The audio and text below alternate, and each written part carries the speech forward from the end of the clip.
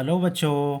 आज हम लोग इंग्लिश बाल भारती स्टैंडर्ड थर्ड का लेसन नंबर 6 इन अ बिस्किट फैक्ट्री इसको स्टडी करेंगे। इन अ बिस्किट फैक्ट्री यानी बिस्किट फैक्ट्री में क्या क्या होता है उसके बारे में इसमें मालूमात दी हुई है। तो चलो देखते हैं बिस्किट फैक्ट्री में क्या क्या होता है बच्चों। तो पहले ये इंट्रोडक्शन दिया है। अ biscuit is so crisp and tasty. Biscuit कैसा होता है? क्रिस्प यानी कुरकुरा और टेस्टी यानी स्वादिष्ट। We all love biscuits. हम सबको बिस्किट बहुत पसंद है ना? आप सबको बच्चों को तो बहुत ही पसंद होगा। We get different types of biscuits in shops. Biscuits बहुत सारे तरीके के होते हैं, अलग अलग कंपनी के और अलग अलग टाइप के बिस्किट्स होते हैं दुकानों में। दे कम इन कलरफुल पैकेट्स। बिस्किट के पैकेट्स बहुत कलरफुल होते हैं, बहुत अलग अलग कलर के पैकेट्स होते हैं। They are made in a factory. तो ये सारे बिस्किट कहाँ बनते हैं बच्चों? फैक्ट्री में बनते हैं। फैक्ट्री यानी कोई भी चीज़ बनने की जगह, कारखाना। But how are biscuits made in a factory? लेकिन ये बिस्किट कैसे बनते हैं फैक्ट्री में, क्या हमको मालूम है? Let's find out. तो चलो मालूम करते हैं। तो बिस्किट की फैक्ट्री कैसे होती है, उसमें क्या क्या प्रोसीजर फॉलो होता है, ये हमको इसमें सीखने मिलेगा बच्चों। तो ये क्या क्या स्टेप्स होते हैं? सबसे पहले क्या होता है? Get a recipe. सबसे पहला स्टेप है रेसिपी मालूम करना, यानी बिस्किट कैसे बनते हैं उसकी रेसिपी, उसके अंदर क्या क्या चीज़ें लगेगी, कैसा मिलाना है, उसका पूरा रेसिपी पहले मालूम करना पड़ेगा।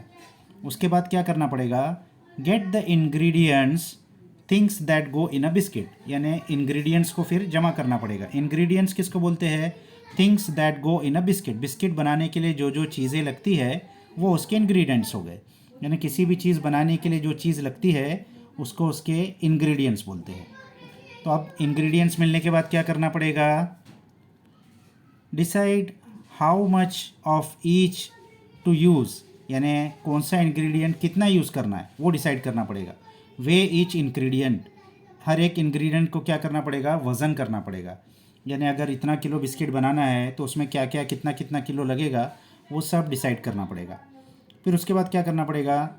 Mix the things and make a डफ। अब ये जो इंग्रेडिएंट्स मालूम पड़ गए उसके वज़न भी मालूम पड़ गया। ये देखो यहाँ सब वज़न कर रहे हैं लोग फैक्ट्री में। वज़न करने के बाद अब ये सारे इंग्रेडिएंट्स कहाँ लेके आते हैं? ये मशीन में लेके आते हैं। यहाँ क्या होता है? मिक्स होता है। अब ये क्योंकि ज़्यादा तादाद में बनने वाला है तो इसमें हाथ से तो नहीं होगा, तो बड़ी बड़ी मशीनों से ये मिक्सिंग होता है। मिक्स करके क्या करना है? मेक अ डफ। डफ यानी वो जो आटा होता है, गूंदा हुआ आटा, उसको डफ बोलते हैं। उसके बाद में क्या करना पड़ेगा? नीड द डफ, यानी डफ को गूंदना पड़ेगा अच्छे से। नीड यानी गूंदना उसको, यानी उसको गूंद के उसको सही एकदम इलास्टिक जो शेप है उस सही शेप में सही पानी होना चाहिए, वैसा उसको गूंदना पड़ेगा।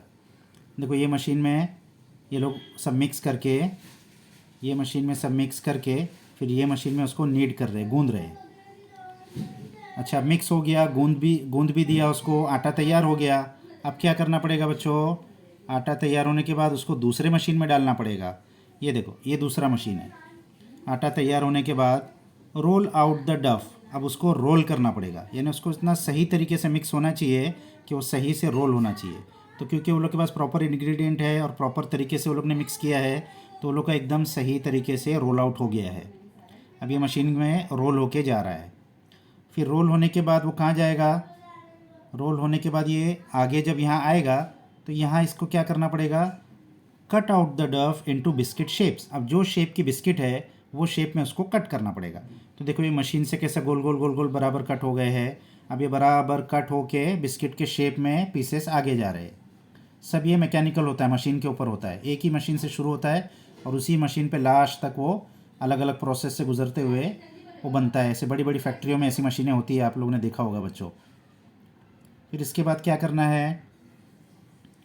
इसके बाद उसको बेक करना पड़ेगा। बेक द डफ शेप्स इन एन ओवन। अब देखो ये इसके ओवन के अंदर भी ये अपने आप ही मशीन से जा रहा है। सब जो गोल गोल कट हो गया था पीस, अब ये ओवन के अंदर चला गया अपने आप। और वहाँ क्या हो गया? ओवन के अंदर वो बेक हो जाएगा, वहाँ उसको गरम गरम टेम्परेचर मिलेगा और दूसरे एंड से जब वो निकलेगा तो बेक होकर निकलेगा।